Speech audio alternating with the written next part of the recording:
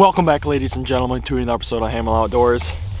Today, first of all, welcome to beautiful northern Wisconsin. I showed you guys a little bit of drone footage, but just check this out. It's early in the morning, waters are calm, vibes are high, and I'm gonna teach you guys a little something about drop shotting.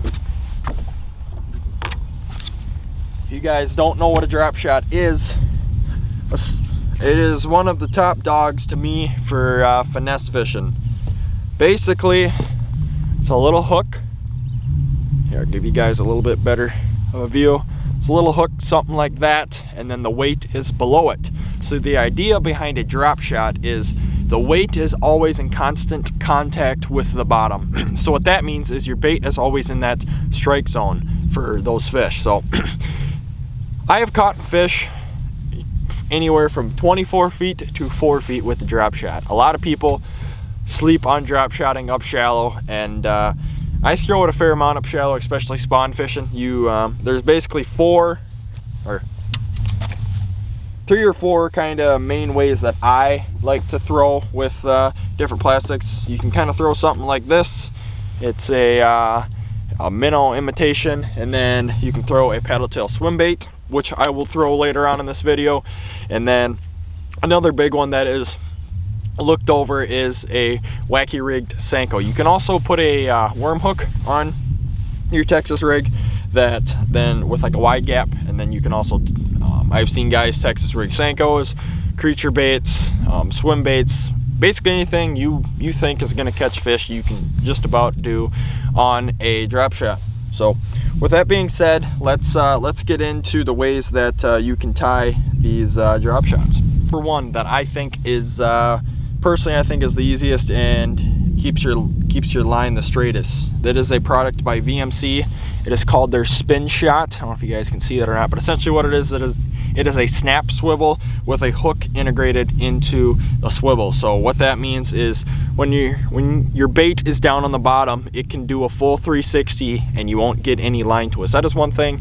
One bad thing about drop shot is your line can get all goofed up just from getting hung up or catching a fish. A lot of funky things can happen, but that's just one of the risks you take with drop shot. And then if you want to go the more original route with just a wide gap hook, a worm hook, a small drop shot hook, you tie a polymer knot, excuse me, and you leave a little tag in, you loop it through the top. So you want to make sure your hook stays horizontal, and that is the biggest thing, because if your hook's down up, the fish go to bite it and they won't be able to latch on and get that shank into the mouth. So that's the biggest thing, is make sure your hook is horizontally along with your line. And then obviously down there you just tie your regular, I usually just tie the regular fisherman's knot to my weight. I usually haven't had any troubles, but the thing is always you want to tie a weaker knot on the bottom than on your hook, because if you get hung up you want to be able to snap your weight off and obviously not snap your whole main line. So going into line, I'm throwing 15-pound, I believe this is Power Pro high vis yellow. I like having the high vis yellow because I can tell when there's slack on the bottom, and then when she gets tight, I know when I got a big old belly on. So, and then I'm running a shorter leader right now. It's only probably about a 20-inch leader or so. This is an 8-pound, what is this, a Seagar Red Label leader, I believe. And so what you do with the swivel is you just tie a little bit from your main line, like so, your regular uni knot, to the top of the spin shot, and then on the bottom side I use a little bit more. Usually I have a whole spool of or not a whole spool, about a third spool of leader, but in the last derby it snapped off and I just haven't had time to tie her back on. But this does the trick. It's invisible to the fish, and yeah, let's get into fishing. I hope you guys enjoy this video. Drop shot is one of my favorite techniques, and as far as it goes for rods, you want to use a light finesse. I like the longer rods. This is just a 7.6 medium light fast. That is the thing. So last season I had used a 7.2, which was all fine and dandy, but I talked to Sam. I was like, hey, let's build something a little bit longer and a little bit more flimsy on the tip, because I can really, you guys will see in the video, I can really kind of smack it on the bottom while keeping every sensitivity that I feel. And this rod is money for it. This rod I mean, you can feel everything and more that you need to fish, and it is just, I tell my buddies and everybody who asks me what my favorite rod is, it's this bad boy right here. I've caught more fish and boated more fish this season than any of my flipping six, my frogging rods, any of that. I'm a huge finesse angler, and I just love it because it's, I mean, when the fish aren't biting up shallow, I have a good idea of where they're going to be out deep. I got a, had Sam throw a split handle on for me. It's the Carbon Superior line, and then to pair that up, we got the PC Fun Honor XT 2000 series. This is a phenomenal reel. The price of this reel is ridiculous for the quality. If you guys want to go check out either of these companies, I will link them down below. All right, let's get into fishing. What I am fishing for structure and spots, I'm looking for steep weed lines in that 18 to 14 range. I will run the bait alongside that weed line, or sometimes I'll hop it across the weeds. Plateaus, shelves, something like that that holds weeds, and then anything that is submerged, weed lines, weed clumps, rock if you're if you have that accessibility in the lake. But out here, I'm basically just looking for clumps of weeds, weed lines, something submerged that I think is going to hold fish. The biggest thing that you have to think about when fishing deep is if you think there's bait fish there, there will be bass there. But if you don't think there's going to be bluegills, shiners, minnows, etc. there, don't even waste your time, because there ain't going to be fish there. Well, there might be on a very odd day, but there won't consistently be good fish there. So just kind of cast her out. Make sure you leave plenty of slack, and you will watch your line keep continuously falling to the bottom. Then when it stops like this, you kind of reel up and just kind of, there's a couple different ways you can kind of just sit there and shake her. You can also just kind of hop and skip the bottom, which is kind of my personal favorite. You want to kind of keep your bait, but with keeping constant contact within the bottom.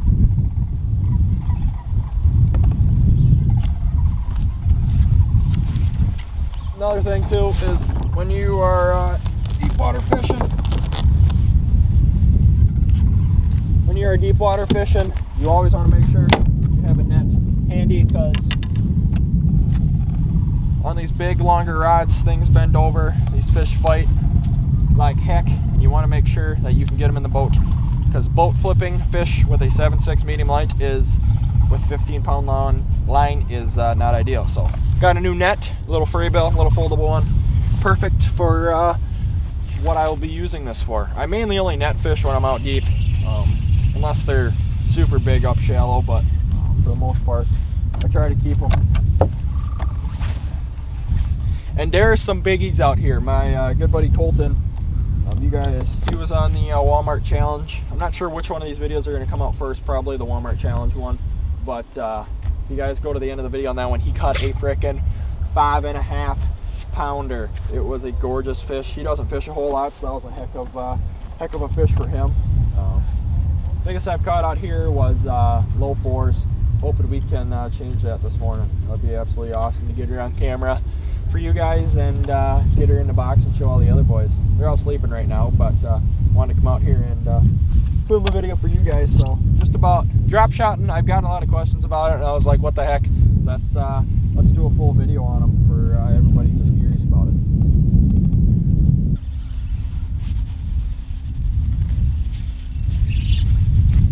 Get hung up a lot drop shotting too, so don't get discouraged or upset if you're constantly getting into some weeds, because if you aren't getting into weeds, there ain't gonna be fish there. So just kind of keep that in mind. They're coming a little bit shallower than I would like to be here. They're coming into about 9 feet. I just wanted to, what I'm fishing here is a point. It kind of flattens off to about 10 foot. There's weeds surrounding the whole thing. I have caught some pretty okay fish off of this. So.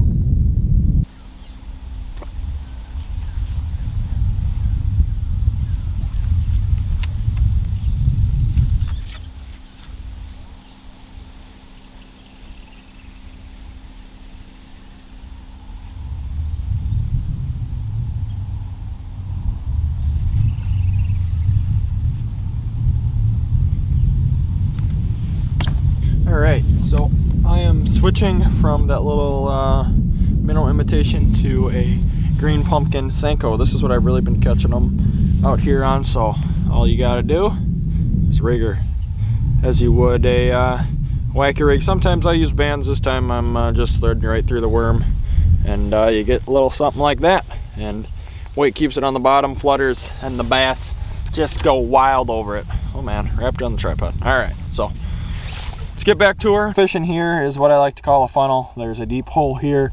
There is a somewhat submerged island, big hump that comes around, and it wants to funnel these fish through here. So I'm gonna position the boat here, and I'm gonna cast into here, here, and then I might work around on the backside and see what we can get shaking. First boated fish, not bad, right around a 15-incher, probably maybe 3/4 pound. Not an overly large one. It's spot number 2. Just got the one, and then fish some islands, you know, because I'm an island boy.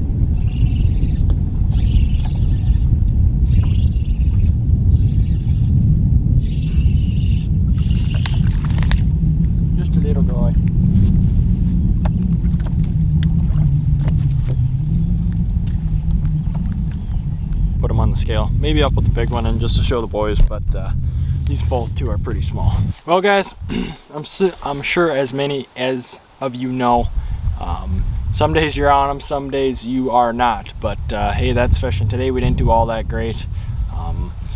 It's kind of been some funky weather. Yesterday we had a rainstorm. It was kind of cloudy, and yesterday evening was nice, but